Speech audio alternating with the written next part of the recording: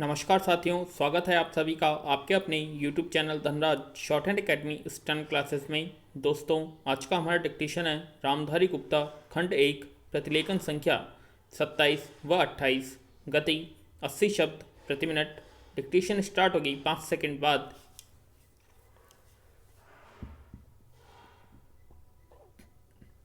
Start. उपाध्यक्ष महोदय, मैं मानती हूँ कि बहुत से जो हमारे भाई हैं उनकी ओर से शिकायतें आई हैं और यहाँ बातचीत चलती रहती है कि हम अपने इलाके में सफाई बंद कर देंगे, परंतु यह विषय स्वायत्त शासन संस्था के सहयोग से नहीं हो पा रहा है जैसी कि हमें आशा है, और मैं समझती हूँ कि राजनीतिक दल स्वास्थ्य के विषय में ध्यान रखते हैं, क्योंकि यह मानवता के लिए बहुत आवश्यक है और इसमें राजनीति का कोई रंग नहीं आना चाहिए, ऐसी मेरी आशा है। मैं अनुरोध करूंगी कि सदस्यों की जो समस्याएं हैं उनको ध्यान में रखते हुए दिल्ली प्रशासन कोई ऐसी नीति अपनाने की कोशिश करे जिससे नगर निगम का यदि कोई काम हो तो उस विषय में हमारा नगर निगम से एक सहयोगपूर्ण वातावरण पैदा हो, मगर इस वातावरण में राजनीति न आने पाए। विराम। हमारे सामने एक उद्देश्य हो कि हमें जनता का काम करना है, क्योंकि जनता के लिए हम चुनकर आए हैं। इसमें पार्टी का कोई प्रश्न नहीं है। पैरा।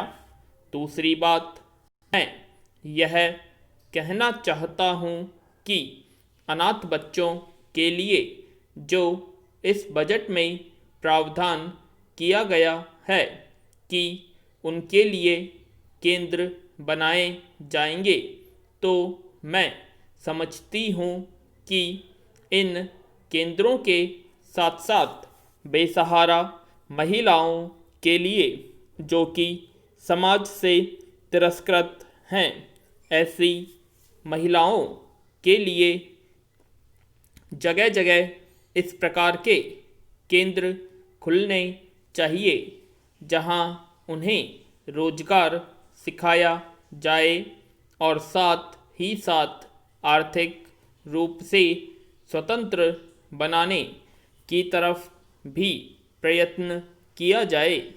इस विषय में मेरा एक सुझाव है कि जो बच्चे अनाथ हैं, जो बेसहारा महिलाएं हैं, उनकी तरफ हमारी पूरी कोशिश होनी चाहिए कि जो अनाथ बच्चे हैं, जो समाज से तिरस्कृत हैं, जिनको अवहेलना की दृष्टि से देखा जाता है, उनके लिए केंद्र बनाए जाएं और उन केंद्रों में वह अधिकारी रखे जाएं जिनके संरक्षण में वह कार्य सीखें, पढ़े लिखे। विराम। यदि इसमें बाहर के सदस्य हों तो वे ऐसे होने चाहिए जिनका जीवन सरकारी सेवा में ही बीता हो। ऐसे योग्य लोगों से सहायता लीजिए। यदि इसमें असामाजिक तत्व घुस गए तो फिर हमारा पैसा ऐसे ही खर्च हो जाएगा और जो नीति हमने बनाई है वह असफल हो जाएगी, जिसका परिणाम यह होगा कि हम उस नीति को कार्य रूप में परिणत नहीं कर सकेंगे। विराम। इस बात पर कोई मतभेद नहीं है। पैरा। उपाध्यक्ष महोदय, रूस में भारत के जो मानचित्र प्रकाशित हुए हैं उनमें भारत के कुछ हिस्से को सही तरीके से नहीं दिखाया गया है। इसको सरकार भी मानती है और इस विषय पर कोई मतभेद नहीं है। विराम। प्रश्न यह है कि अगर किसी देश ने हमारे देश का गलत मानचित्र प्रकाशित किया है तो एक सरकार के रूप में भारत सरकार का जो कर्तव्य है उसने उसको निभाया है या नहीं, और अगर निभाया है तो किस प्रकार से निभाया है। विराम। जब भारत सरकार का ध्यान इसमें प्रकाशित उस मानचित्र की ओर दिलाया गया जिसमें हमारे देश के कुछ भाग को गलत ढंग से दिखाया गया था, तो उसने 1956 में ही, जबकि न तो भारत और चीन की सीमा का प्रश्न पैदा हुआ था, इस बारे में रूस ने विरोध किया। विराम।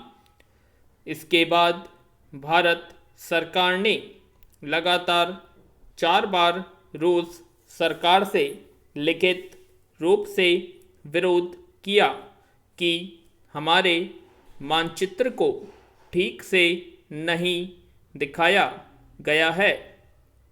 जिस मानचित्र को लेकर यह चर्चा हो रही है, जब उसकी ओर भारत का ध्यान गया तो उसने जून, जुलाई और अगस्त में लगातार 3 बार अपने राजदूत के माध्यम से और रूस के जो अधिकारी हमारे देश में आए उनसे बातचीत करके रूस का ध्यान इस ओर आकर्षित किया कि उसने इस देश का मानचित्र ठीक नहीं दिखाया है।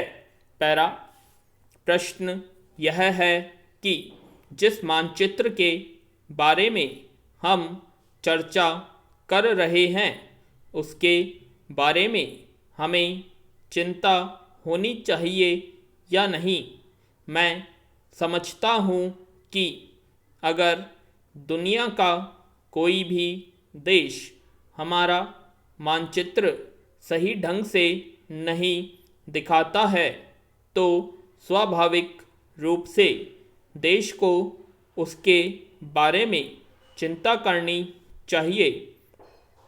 हम अपने कर्तव्य से नहीं चूक सकते, लेकिन जहाँ तक इस चर्चा का संबंध है, मैं माननीय सदस्य की प्रशंसा करता अगर वह उन समस्त देशों का जिक्र करते और निंदा करते जिन्होंने हमारे मानचित्र को गलत ढंग से दिखाया है। उदाहरण के लिए पाकिस्तान को शिकायत है उसके मानचित्र को केवल रूस, इराक और मिस्र ने ही नहीं बल्कि अमेरिका ने भी गलत दिखाया है।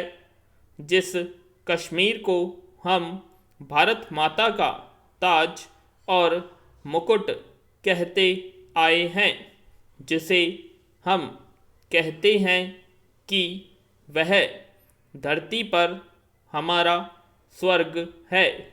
उस इलाके को बिल्कुल उनकी दया और कृपा पर छोड़ दिया गया है। विराम। यह बात उत्साहवर्धक नहीं है। पूर्ण विराम। आशा करते हैं आप सभी को डिक्टेशन पसंद आई होगी, तो प्लीज़ कमेंट बॉक्स में कमेंट करें, और यदि आपने अभी तक हमारे चैनल को सब्सक्राइब नहीं किया सब्सक्राइब करें, और वीडियो को लाइक और शेयर करना ना भूलें। धन्यवाद।